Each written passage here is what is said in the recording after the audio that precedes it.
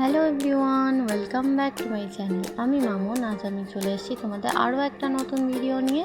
তো আজকে আমি তোমাদেরকে বলবো লোটন ষষ্ঠী এবং লুণ্ঠন ষষ্ঠী আমি কিভাবে পালন করি। তোমরা যারা এই ষষ্ঠী পালন করো তো তোমরা তো জেনেই থাকবে, আর যারা পালন করতে চাইছো বা জানো না তো জেনে নিও, দেখতে থাকো। লোটন ষষ্ঠী বা লুণ্ঠন ষষ্ঠী।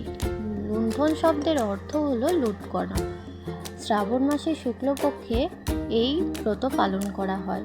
গর্ভবতী হলেও এই ব্রত করা যায়। সোমবার, মঙ্গলবার, শুক্রবার, শনিবার এই পুজোটা হয় না। 7টা আর 9টা নাড়ু দিয়ে গোবর মাখিয়ে ফেলে দিতে হয়। চুল দিয়ে শালপাতায় তুলে রাখতে হয়। এখানে দেবীর পায়ে নাড়ু দিয়ে পুজো দিতে হয়। এখানে নাড়ু আসলে সন্তান। আর এই ব্রত পালন করতে গেলে তো লুচি, তরকারি, মিষ্টি এসব দিনের বেলা খাওয়া যায় পুজো দেওয়ার পর। এবং পুজো আমরা কিভাবে দেব, এক এক জায়গায় এক এক রকম হয়।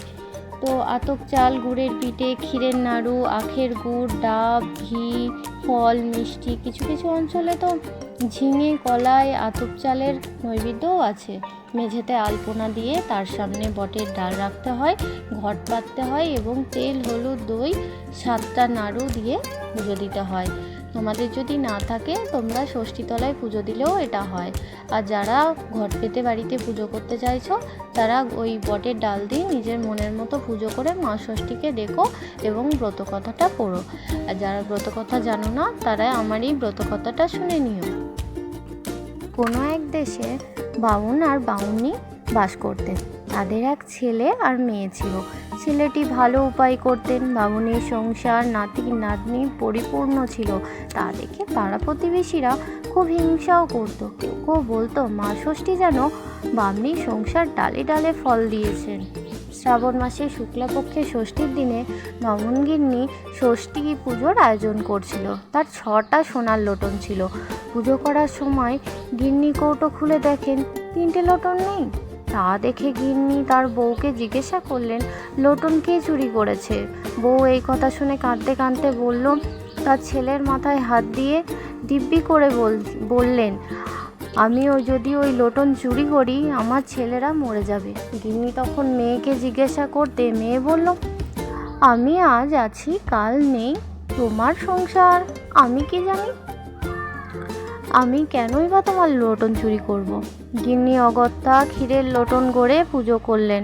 ছেলে বাড়ি ফিরলে মায়ের কাছে লোটন চুরির কথা শুনে বউকে যা মুখে এলো তাই বললেন।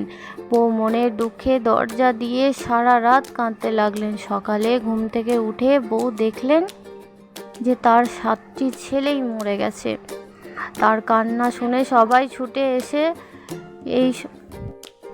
এই কাণ্ড দেখে অবাক হয়ে গেল সবাই। ননদ বলে উঠলেন, লোটন চুরি করে ঢং করে ছেলের নামে দিব্যি করা হয়েছে।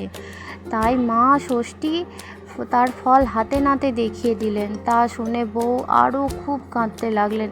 সারা দিন ধরে কাঁদতে কাঁদতে রাতে ঘুমিয়ে পড়লেন। মা ষষ্ঠীর খুব দয়া হলো। মা ষষ্ঠী বুড়ি বেশ ধরে বউয়ের ঘরে এসে বললেন, ছি মা, ছেলেদের মাথায় হাত দিয়ে কেউ দিব্যি করতে আছে। বুড়ির কথায় চমকে উঠে বউ বললেন, ওরা মিছি আমার নামে দোষ দিচ্ছে, আমি লোটন চুরি করিনি। তাই শুনে বুড়ি বললেন, তুমি এতগুলো ছেলের মা আর এটা জানো না ছেলের মাথায় দিব্যি করে কোনো কথা বলতে নেই, এতে ছেলে মেয়ের আয়ু ক্ষয় হয়। যাই হোক, মিথ্যে হোক বা সত্যি, ছেলের মাথায় হাত দিয়ে কখনো দিব্যি করতে নেই। তুমি পুজোর কাছে যাও, গিয়ে দেখবে বাঁশপাতা পড়ে আছে। সেই বাঁশপাতা ঘটের জলে ডুবিয়ে মা ষষ্ঠীর নাম করে 7 ছেলের গায়ে ছিটিয়ে দাও, দেখবে সবাই বেঁচে উঠবে। বুড়ির কথা শুনে তাই করতে করতে 7 ছেলে বেঁচে ওঠে এবং তার ছেলেরা বেঁচে উঠতে দেখে বাড়ির সবাই অবাক হয়ে যায়। এইদিকে গিন্নি মেয়ে 2 ছেলে মরে যায়। তাই দেখে মেয়ে কেঁদে অস্থির হয়ে তখন দৈববাণী হলো, তুই লোটন চুরি করে বাড়ির বউয়ের নামে দোষ দিয়েছিলি, তোর ছেলেরা মরবে না তো কার ছেলেরা মরবে? তুই যদি বউয়ের পা ধরে ক্ষমা চাস তাহলে বউ তোর ছেলেদের বাঁচিয়ে দেবে। তা শুনে ননদ বউয়ের পা ধরে ক্ষমা চেয়ে মা ষষ্ঠীর নামে শপথ করে বললেন, আমি আর কোনোদিন ঠাকুরের জিনিস চুরি করব না। এই বলে লোটন বের করে দিলেন। তার বউ বাঁশপাতা ঘটের জলে ডুবিয়ে ননদের ছেলেদের ওপর ছিটিয়ে দিতেই আবার তারা বেঁচে উঠল। প্রতিবেশীরা সবাই ধন্য ধন্য বলতে লাগলো, বলল, মা ষষ্ঠীর জয়, জয় মা ষষ্ঠীর জয়।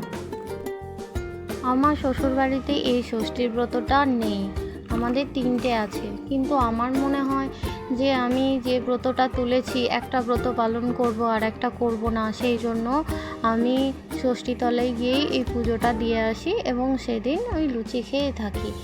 তো সবাই যারা ব্রত পালন করতে চাইছো অবশ্যই করো, খুবই ভালো হবে সন্তানের মঙ্গল কামনার জন্য। তো এই ব্রত পালন করাই যেতে পারে। যদি আমার ভিডিওগুলো তোমাদের ভালো লেগে থাকে অবশ্যই লাইক, কমেন্ট আর শেয়ার করে দিও। আর চ্যানেলে নতুন হয়ে থাকলে অবশ্যই চ্যানেলটিকে সাবস্ক্রাইব করে পাশে থেকো। ধন্যবাদ।